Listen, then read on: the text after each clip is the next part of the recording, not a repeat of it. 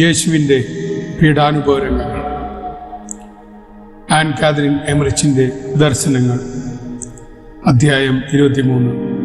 മറിയം കയ്യഫാസിൻ്റെ വീട്ടിൽ. ആത്മീയ സംസർഗത്തിലൂടെ പരിശുദ്ധ കന്യക തൻ്റെ ദൈവകുമാരനുമായി ആന്തരിക ബന്ധം പുലർത്തിയിരുന്നു.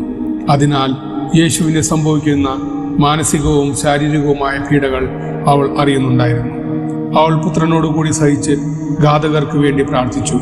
തൻ്റെ മകൻ അനുഭവിച്ചു കൊണ്ടിരിക്കുന്ന ഭീകരപീഡകളും അതിഹീനമായ പാതകങ്ങളും അനുവദിക്കരുതേ എന്നും അവയിൽ നിന്നും അവനെ കാത്തുകൊള്ളണമേ എന്നും ദൈവപിതാവിനോട് മറിയം ഹൃദയം നൊന്ത് അപേക്ഷിച്ചു. അവന്റെ സമീപം ആയിരിക്കുവാൻ അവൾ അതിയായി ആഗ്രഹിച്ചു. ഇവൻ മരണത്തിന് അർഹനാണ് എന്ന അട്ടഹാസം കേട്ട് കോടതി വിട്ട യോഹന്നാൻ താൻ കണ്ട ഭീകര ദൃശ്യങ്ങൾ വിവരിക്കുവാനായി ലാസറിന്റെ വീട്ടിലെത്തി. ഈശോയുടെ അടുക്കലേക്ക് തങ്ങളെ കൊണ്ടുപോകണമെന്ന് പരിശുദ്ധ അമ്മയും മഗ്ദലേനയും മറ്റു ഭക്തസ്ത്രീകളും അവനോട് അപേക്ഷിച്ചു. പരിശുദ്ധ മറിയത്തെ അധികം സ്നേഹിച്ചിരുന്ന യോഹന്നാൻ അവളെ കണ്ട് ആശ്വസിപ്പിക്കുന്നതിന് വേണ്ടി മാത്രമാണ് ദിവ്യനാഥനെ വിട്ടുപോകുന്നത്. അവരുടെ അഭ്യർത്ഥന അനുസരിച്ച് അവൻ അവരെ തെരുവീതിയിൽ കൂടി നയിച്ചു. നിലാവെളിച്ചത്തിൽ അവർ മുന്നോട്ട് നീങ്ങി. ധാരാളം പേർ തിടുക്കത്തിൽ വീടുകളിലേക്ക് തിരികെ പോയിക്കൊണ്ടിരിക്കുന്നു. ഭക്തസ്ത്രീകൾ വസ്ത്രം കൊണ്ട് തങ്ങളെ തന്നെ നന്നായി ആവരണം ചെയ്തിരുന്നെങ്കിലും അനിയന്ത്രിതമായ തേങ്ങിക്കരച്ചൽ മൂലം കടന്നുപോകുന്നവർ അവരെ ശ്രദ്ധിച്ചു. ഈശോയെക്കുറിച്ച് സംസാരിച്ച നിന്ദ്യമായ വാക്കുകൾ അവരിൽ മനോവേദന ഉളവാക്കി. പരിശുദ്ധ മറിയം എല്ലാം മൗനമായി സഹിച്ചു. ഈശോയുടെ ശിഷ്യന്മാരിൽ ചിലർ കയ്യാഫാസിന്റെ ഭവനത്തിൽ നിന്നും വരുമ്പോൾ മറിയത്തെ കണ്ട് ഇപ്രകാരം അഭിസംബോധന ചെയ്തു: ആകുലയായ അമ്മേ സ്വസ്തി, ഇസ്രായേലിന്റെ പരമപരിശുദ്ധന്റെ അമ്മേ സ്വസ്തി, എല്ലാ മാതാക്കളിലും വെച്ച് ഏറ്റവും വ്യാകുലപ്പെടുന്നവളെ സ്വസ്തി. മാതാവ് ശിരസ് ഉയർത്തി അവർക്ക് നന്ദി പറഞ്ഞ് ദുഃഖകരമായ ആ യാത്ര തുടർന്നു. കയ്യഫാസിന്റെ വീടിനോടടുത്തെത്തപ്പോൾ ഒരു കൂടാരത്തിനുള്ളിൽ ചിലർ യേശുവിന് വേണ്ടിയുള്ള കുരിശ് തിടുക്കത്തിൽ തയ്യാറാക്കിക്കൊണ്ടിരിക്കുന്നത് കണ്ടു. ഈ കാഴ്ച അവരെ കൂടുതൽ ദുഃഖത്തിലാഴ്ത്തി. ഈശോയെ ബന്ധിച്ചാലുടൻ തന്നെ കുരിശ് തയ്യാറാക്കണമെന്ന് ശത്രുക്കൾ കൽപ്പന കൊടുത്തിരുന്നു. പീലാത്തോസിനെ പ്രേരിപ്പിച്ച് തങ്ങൾ ആഗ്രഹിക്കുന്നത് പോലെ വധശിക്ഷ നേടിയെടുക്കുകയും അത് നടപ്പാക്കുകയും ചെയ്യുകയായിരുന്നു അവരുടെ ലക്ഷ്യം. കള്ളന്മാർക്കുള്ള 2 കുരിശ് റോമക്കാർ നേരത്തെ തയ്യാറാക്കി കഴിഞ്ഞിരുന്നു. രാത്രിയിൽ തന്നെ ഈശോയുടെ കുരിശ് തയ്യാറാക്കേണ്ടി വന്നതിനാൽ ജോലിക്കാർ വളരെ അമർഷം കൊണ്ടു. അവർ അത് മറച്ചു വച്ചതുമില്ല. അവർ മുറുമുറുക്കുകയും ശപിക്കുകയും ചെയ്യുന്നത് പരിശുദ്ധ അമ്മ കേട്ടു. അത് അവരുടെ മൃദുല ഹൃദയത്തിലേക്ക് തറച്ചിറങ്ങി. എങ്കിലും തങ്ങൾ ചെയ്യുന്നത് എന്തെന്നറിയാതെ തങ്ങൾക്ക് വേണ്ടി മരിക്കാൻ പോകുന്ന രക്ഷകനെതിരെ ദൂഷണം പറയുകയും അവനു വേണ്ടി കുരിശ് ഒരുക്കുകയും ചെയ്യുന്ന ആത്മീയ അന്ധത ബാധിച്ച അവർക്ക് വേണ്ടി അവൾ പ്രാർത്ഥിച്ചു. മറിയവും യോഹന്നാനും ഭക്തസ്ത്രീകളും കയ്യാഫാസിന്റെ വീടിനോട് അനുബന്ധിച്ചുള്ള പുറത്തെ അങ്കണം മുറിച്ചു കടന്നു. അകത്തെ അങ്കണത്തിലേക്ക് നയിക്കുന്ന ഒരു കമാനവാതിൽക്കൽ അവർ നിന്നു.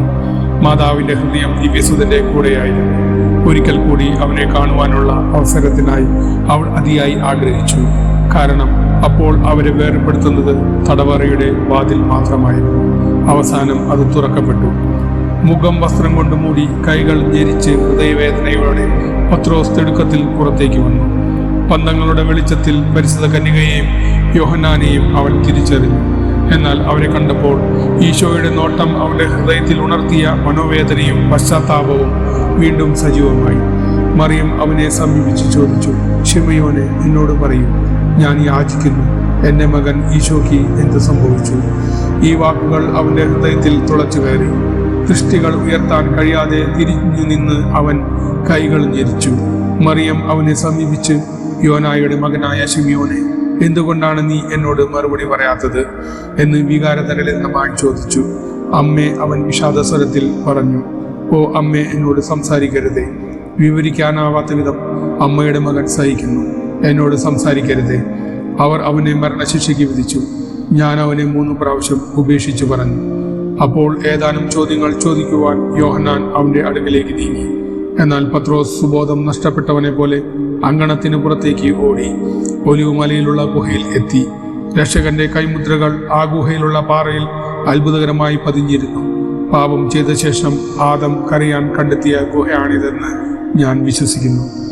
തന്റെ ദിവ്യകുമാരന്റെ ഹൃദയത്തിനേറ്റ പുത്തൻ ആഘാതം അറിഞ്ഞ പരിശുദ്ധ കന്യക അതീവ ദുഃഖിതയായി. ജീവിക്കുന്ന ദൈവത്തിന്റെ പുത്രനാണെന്ന് ഏറ്റുപറഞ്ഞവൻ തന്നെ അവനെ തള്ളി പറഞ്ഞിരിക്കുന്നു. നിവർന്നു നിൽക്കാൻ മനസ്സു തളർന്ന അവൾ കല്ലുകൊണ്ടുള്ള വാതിൽപ്പടിയിലേക്ക് വീണു. അവളുടെ കൈകാലുകളുടെ മുദ്ര ആ വാതിൽപ്പടികളിൽ പതിഞ്ഞു. അവ മായാതെ ഇന്നും അവശേഷിക്കുന്നു. എവിടെയോ സൂക്ഷിക്കപ്പെട്ടിരിക്കുന്ന ഈ കല്ലുകൾ ഞാൻ കണ്ടിട്ടുണ്ട്, എന്നാൽ എവിടെ എന്ന് ഇപ്പോൾ ഓർമ്മയില്ല. തുറക്കപ്പെട്ട വാതിൽ അടയാതെ തന്നെ കിടന്നു, കാരണം ജനങ്ങളെല്ലാം പോയിക്കൊണ്ടിരിക്കുകയായിരുന്നു. ബോധം വീണ്ടു കിട്ടിയപ്പോൾ തന്റെ ദിവ്യകുമാരനോട് ഏറ്റവും അടുത്തു നിൽക്കത്തക്ക ഏതെങ്കിലും ഒരു സ്ഥലത്തേക്ക് തന്നെ കൊണ്ടുപോകണമെന്ന് പരിശുദ്ധ കന്യക യോഹന്നാനോട് അപേക്ഷിച്ചു. ഈശോയെ ബന്ധിച്ചിരുന്ന കാരാഗൃഹത്തിന് മുമ്പിലേക്ക് പരിശുദ്ധ മറിയത്തെയും ഭക്തസ്ത്രീകളെയും യോഹന്നാൻ കൊണ്ടുപോയി. മറിയം ആത്മന ഈശോയോട് കൂടി ആയിരുന്നുവെങ്കിലും തന്റെ ദിവ്യകുമാരനെ കേൾക്കാൻ അവൾ ആഗ്രഹിച്ചു. അവന്റെ ഞെരുക്കങ്ങൾ മാത്രമല്ല, അവന്റെ ചുറ്റും നിന്നിരുന്നവരുടെ നിന്ദ്യമായ വാക്കുകളും അവൾ കേട്ടു. മറ്റുള്ളവരുടെ ശ്രദ്ധയിൽപ്പെടാതെ ഭക്ത സ്ത്രീകൾക്ക് അങ്കണത്തിനുള്ളിൽ നിൽക്കാൻ കഴിയാത്ത അവസ്ഥ വന്നു. മഗ്ദലേനയുടെ ദുഃഖം മറച്ചു വയ്ക്കാനാവാത്ത വിധം നിയന്ത്രണാതീതമായി. സർവശക്തനായ ദൈവത്തിന്റെ പ്രത്യേക വരപ്രസാദം മൂലം സഹനങ്ങൾക്കിടയിലും ശാന്തതയും തേജസ്സുറ്റ മുഖഭാവവും കാത്തു സൂക്ഷിക്കുവാൻ പരിശുദ്ധ കന്യകയ്ക്ക് കഴിഞ്ഞെങ്കിലും അവളെ പലരും തിരിച്ചറിഞ്ഞു. ആരോ ഇപ്രകാരം സംസാരിക്കുന്നത് കേട്ടു, അത് ആ ഗലീലിയന്റെ അമ്മയല്ലേ? അവളുടെ മകൻ തീർച്ചയായും വധിക്കപ്പെടും, എന്നാൽ തിരുനാളിന് മുമ്പായിരിക്കുകയില്ല. പരിശുദ്ധ അമ്മ അങ്കണം വിട്ട് പൂമുഖത്തേക്ക് പോയി. അവിടെ അപ്പോഴും ധാരാളം പേർ തീ കാഞ്ഞു നിൽപ്പുണ്ടായിരുന്നു. താൻ ദൈവപുത്രനാണെന്ന് ഈശോ പ്രഖ്യാപിക്കുകയും ഇവൻ മരണത്തിന് അർഹനാണെന്ന് അവർ വിളിച്ചു പറയുകയും ചെയ്ത സ്ഥലത്ത് എത്തിയപ്പോൾ അവൾക്ക് ബോധക്ഷയമുണ്ടായി. യോഹന്നാനും ഒപ്പമുള്ള ഭക്ത സ്ത്രീകളും അവളെ എടുത്തുകൊണ്ടുപോയി. അവിടെ നിന്നിരുന്നവർ അത്ഭുത സ്തബ്ധരായി. അവർ ഒരു വാക്കും മിണ്ടിയില്ല, ഒരു സ്വർഗീയ വ്യക്തി കടന്നുപോയാൽ എന്ന പോലെ. കുരിശ് തയ്യാറാക്കുന്ന സ്ഥലത്തിനടുത്തുകൂടെ ഭക്ത സ്ത്രീകൾക്ക് കടന്നുപോയി. വിധിയാളന്മാർക്ക് വിധി പ്രസ്താവിക്കുവാൻ എന്തുമാത്രം ബുദ്ധിമുട്ട് അനുഭവപ്പെടുന്നുവോ അത്രയും ബുദ്ധിമുട്ട് കുരിശ് തയ്യാറാക്കുന്ന ജോലിക്കാർക്ക് അനുഭവപ്പെട്ടു.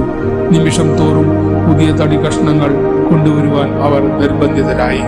ചില കഷ്ണങ്ങൾ അതിൽ ചേരില്ലായിരുന്നു, ചിലത് പൊട്ടിപ്പോവുകയും ചെയ്തു. കുരിശിനുള്ള തടികളെല്ലാം ദൈവിക പദ്ധതിക്ക് അനുസൃതമായി ക്രമീകരിക്കപ്പെടുന്നതുവരെ ഇങ്ങനെ തുടർന്നു. എല്ലാം ശരിയായി നിർവഹിക്കപ്പെടുന്നതുവരെ അവിശ്രമം അധ്വാനിക്കുന്നതിന് മാലാഖമാർ ഇവരെ നിർബന്ധിച്ചു.